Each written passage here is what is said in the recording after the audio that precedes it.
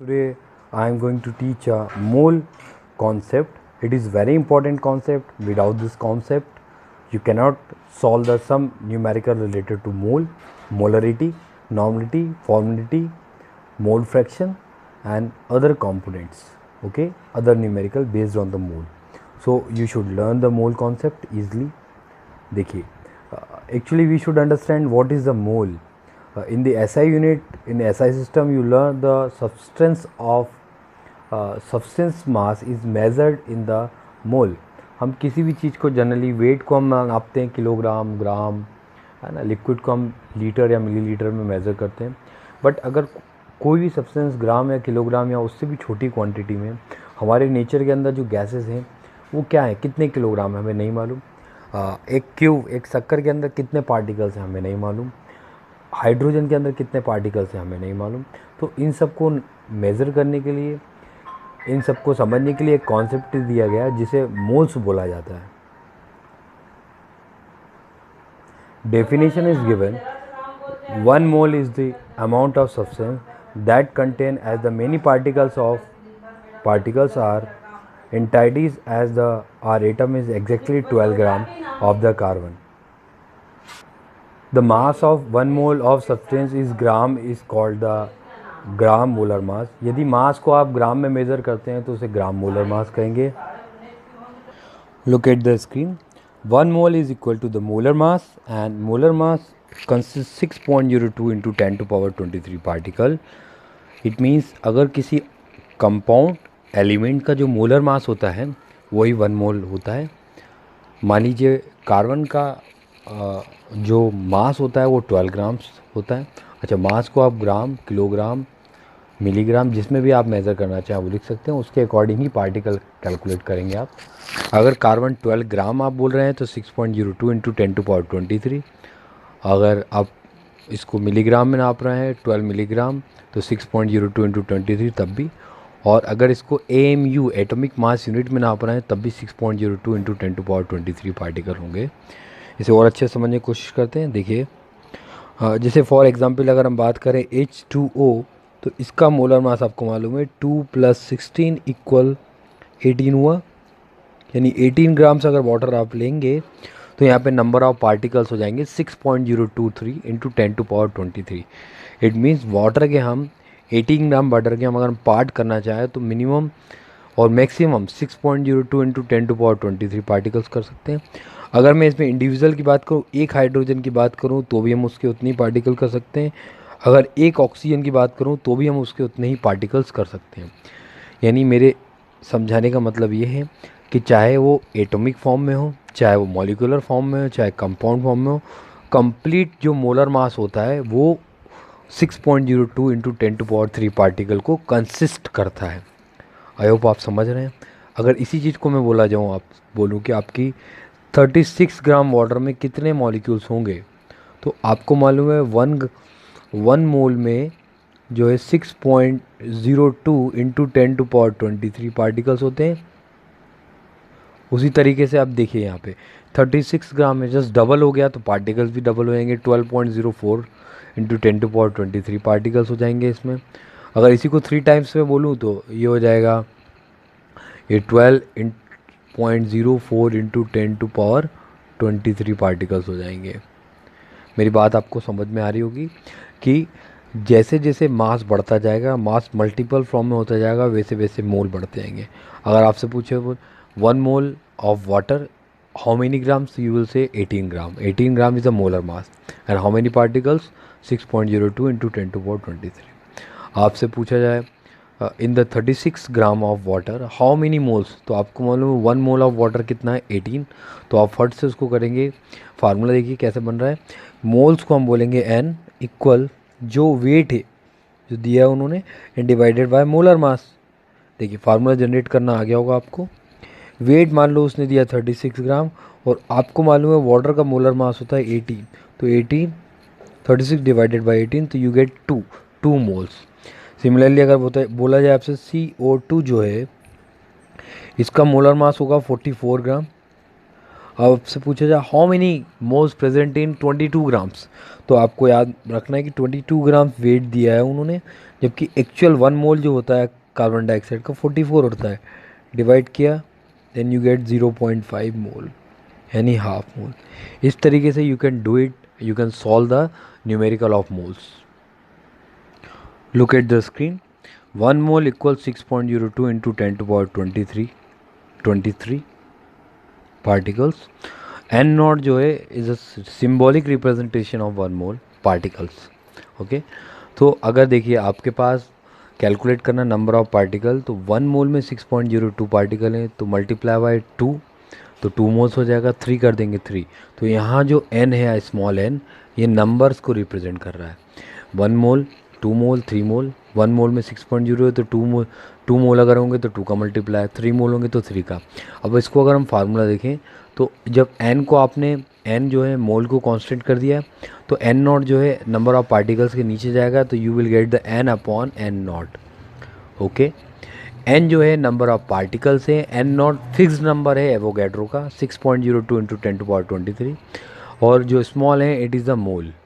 और value put करेंगे। देखिए न्यूमेरिकल, आपसे पूछा जाए कि how many moles are present in 24.06 into 10 to power 23 particles, तो आपको अभी एक फार्मूला बताया था n equal n upon n not.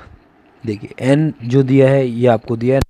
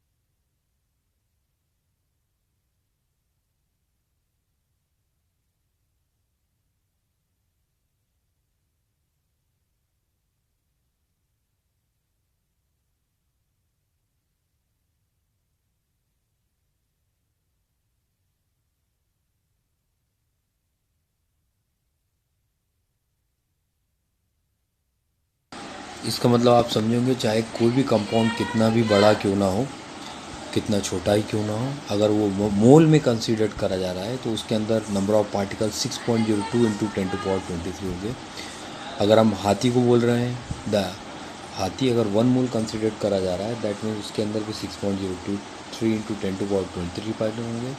और इसी अगर चींटी को भी आप अगर 1 मोल बोल रहे हैं तो उसके अंदर भी 6.02 इंटू 10 टू पावर 23 पार्टिकल्स होंगे।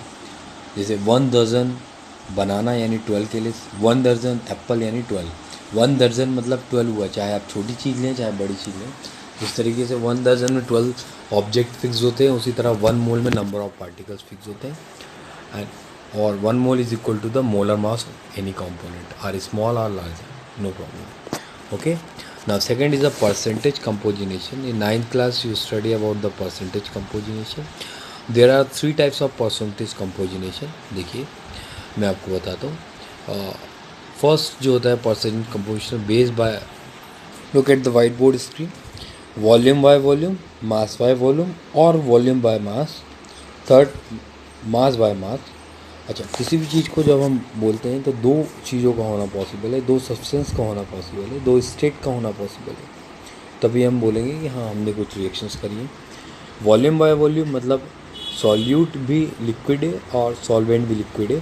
फॉर एग्जांपल अगर वाटर को ऑयल में, वाटर में मिल्क में, या मिल्क को वाटर में ऐड करेंगे तो ये वॉल्यूम बाय वॉल्यूम होगा। Means solute and solvent both are in liquid state. Similarly mass by volume की अगर बात करें तो दोनों में से एक ऑब्जेक्ट सॉलिड होगा और एक लिक्विड, जैसे सॉल्ट और sugar added into the water, sugar added into the milk is a mass by volume.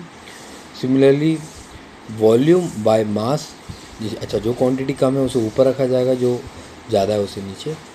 Volume by mass means अब यहाँ पे लिक्विड कम है और सॉलिड ज़्यादा है।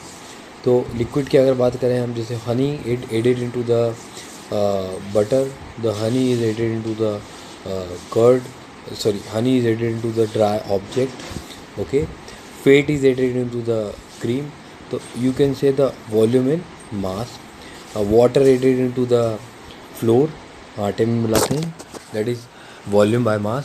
Third mass by mass means solid into solid की बात कर रहा है, solute added into the solvent, both are in the solid form। Example बात करें, salt are added into the flour, one salt is added to the another salt. दो कोई भी ड्राई चीज़ों को जब मिलाएंगे तो मास बाय मास आएगा। इस तरीके से परसेंटेज कंपोजिशन हमें 3 पार्ट में कैलकुलेट करना पड़ता है, volume by volume, mass by volume and mass by mass. I have provide the short notes as a assignment to your homework, daily homework, in which the perfect definition and some formulas are given। I hope you will note down this formula and try to solve the question, and I will also solve these questions, okay, at the end of the chapter। चलिए, percentage composition की अगर बात करें तो total mass हमें लेना रहता है और जिसका मास हमें कैलकुलेट करना रहता है, तो उस ऑब्जेक्ट का मास और मल्टीप्लिकेशन बाय 100। तो फार्मूला जो आपका जनरेट होगा वो इस तरीके से होगा। Look at the whiteboard. For example, A mass is given 4 and B mass is given 6. तो total mass of solution is 10 ग्राम। अब जिसका भी आप मास कैलकुलेट करेंगे तो फार्मूला हो गया percentage mass is equal to mass of A upon total mass into 100। ये देखिए, ए का अगर कैलकुलेट करना है तो मास ऑफ ए रखेंगे 4, टोटल मास जो है सॉल्यूशन का रहेगा 10 मल्टीप्लाई बाय 100, क्रॉस कर दीजिए तो ए का जो मास है 40% आ गया। अब हमें मालूम है परसेंटेज हमेशा 100 होता है, तो you will minus the 100, you will minus the 40% from 100, तो यू गेट द 60%। तो यानी किसी भी एक ऑब्जेक्ट का आप मास निकाल के दूसरे को 100 से अगर माइनस करेंगे तो आ जाएगा।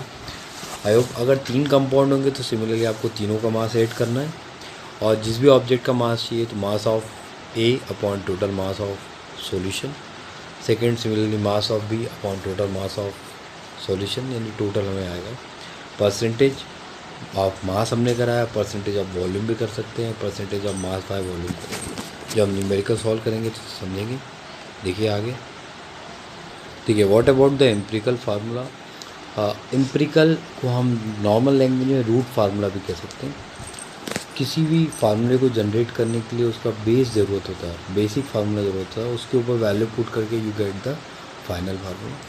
इन 10th class you study about the alkene, alkyne. जैसे एल्केन का आप फार्मूला पढ़ते हैं ना, CnH2n+2, देन एल्काइन का पढ़ते हैं CnH2n, है ना। फिर एल्किन का पढ़ते हैं CnH2n, देन एल्काइन CnH2n-2। तो these are the empirical formula. जब आप इसमें वैल्यू पुट करते हैं तो you get the perfect formula, that is molecular formula. चलते हैं इसे समझते हैं। Look at the white board screen. Empirical formula is also known as the root formula. Without root formula या empirical formula any molecular any compound is not possible. देखिए CnH2n+1 ये इसका empirical formula है। इसमें n की value अगर आप 1 2 3 put करेंगे तो you will get the molecular formula. अच्छा, मॉलिक्यूलर फार्मूला चेंज नहीं किया सकता है, सिंगल होता है, number of atom molecule fix होते हैं। बट एम्पिरिकल फार्मूला में you can put the different value and we get the different molecular formula. समझ में आ रहा होगा आपको। एम्पिरिकल फार्मूला रूट फार्मूला होता है जिससे दूसरे मॉलिक्यूल्स तैयार करे जा सकते हैं, बट मॉलिक्यूलर फार्मूले में नंबर ऑफ एटम्स फिक्स्ड होते हैं, वो चेंज नहीं होते हैं, और हर एक कंपाउंड का एक फिक्स्ड मॉलिक्यूलर फार्मूला होता है। बट एम्पिरिकल फार्मूला फिक्स्ड नहीं होता है, वो चेंज कर करके हम डिफरेंट मॉलिक्यूलर फार्मूले गेट करते हैं। Okay, now CnH2n+1 is the formula of alkene and CnH2n is formula of alkene, और इसी की हेल्प से हम डिफरेंट ऑर्गेनिक कंपाउंड निकालते हैं। इसी तरह ग्लूकोज को आपने देखा होगा, ग्लूकोज का जो फार्मूला बताया जाता है, आप पढ़ते हैं C6H12O6 is a molecular formula, but basic formula अगर हम देखें तो इसका होता है CnH2n, ओके, देन ON। अगर आप देखें इसमें वैल्यू अगर आप पुट करेंगे तो फार्मूला बढ़ता चला जाएगा। तो नीचे वाला है जो एम्पिरिकल फार्मूला और ऊपर वाला जो है वो मॉलिक्यूलर फार्मूला है। Empirical formula and molecular formula based numericals are very good numericals. In the final exams, in competitive exam, the questions are asked from that part. Empirical formula and molecular formula we will do, and we will solve some question related to this topic. Now the balanced chemical equation, in these things you study in the class 10th. The 4 steps are there to balance the chemical equation. First, write the chemical reaction. Second, write the symbols and formula. Third, balance the equation, multiply by the variable both side, reactant and product side. And final, you will mention the states of reactant and product. Okay, all the chemical reactions are balanced due to the law of conservation, and all the chemical reaction balance is necessary. Okay, the density we studied in the first, mass upon volume is called density. I explained the density is the hardness of substance. Those substances are very harder, they have more density. Those substances are softer, they have less density. If you increase the volume, density decrease. If you decrease the volume, density increase. Similarly, on increasing the mass, density increase. Decreasing the mass, density decrease. Now, stoichiometry and calculation. According the stoichiometry, we calculate the molarity, normality, mole fractions, part per million, part per billion. Okay, the calculation is known as the stoichiometry calculation. Okay, limiting reagent and excess reagent पढ़ेंगे हम। Limiting reagent जो होते हैं, जैसे मान लीजिए आपको किसी केमिकल रिएक्शन को करना है और आपको सर ने 2 चीज़ें प्रोवाइड करी, एक रिएक्टेंट और बी रिएक्टेंट। एक रिएक्शन को परफॉर्म करने में क्या हुआ, ए जो रिएक्टेंट है वो कम्प्लीटली यूज़ हो गया और दूसरा रिएक्टेंट जो बच गया, तो जो कम्प्लीटली यूज़ हो गया उसको आप बोलेंगे लिमिटिंग रिएजेंट, और जो बच गया है उसको आप बोलेंगे एक्सेस रिएजेंट। सिमिलरली हम देखते हैं ना, घर में हमको कुछ भी चीज़ खाने को देते हैं तो हम कंप्लीट उसको अगर फिनिश कर दें तो वो लिमिटिंग रिएजेंट है, या जो चीज़ बच गई है वो एक्सेस रिएजेंट कहलाता है। तो जब भी आपको लैब में परफॉर्म होती है रिएक्शंस, तो जब आपको सॉल्ट्स दिए जाएंगे या केमिकल दिए जाएंगे तो एक कम्प्लीटली कंज्यूम हो जाता है तो उसे आप लिमिटिंग रिएजेंट बोल देंगे, और जो कम्प्लीटली कंज्यूम ना होगा उसे एक्सेस रिएजेंट। ऐसा नहीं होता कि किसी भी रिएक्शन में कम्प्लीटली ए और बी कंज्यूम हो जाता है। अगर आप उसको बैलेंस कर रहे हैं, उसे अकॉर्डिंग टू स्टैंडर्ड कर रहे हैं, तो डेफिनेटली एक रिएजेंट लिमिटिंग आएगा और एक रिएजेंट एक्सेस आएगा। स्टोइचियोमेट्रिक कैलकुलेशन मतलब कि मोल्स के अकॉर्डिंग जो न्यूमेरिकल्स होते हैं, जो भी हम केमिस्ट्री में कैलकुलेशन करते हैं, वो सब नपा तुला होता है, वो सब प्रॉपर होता है, प्रॉपर क्वांटिटी होती है, इसलिए इसे स्टोइचियोमेट्रिक कैलकुलेशन कहा जाता है। आप डेफिनेशन पढ़ेंगे तो आपको समझ में आएगा। अच्छा, all the things are given in the notes, you will study this definition, write the proper definition from the assignment is given to you. Limiting reagent excess में आपको बता दिया। देखिए, reactions in the solutions, some concept related to the moles, these are mass percentage, weight percentage, mole fraction, molarity and molarity. In the next video we will study about it. Thank you very much.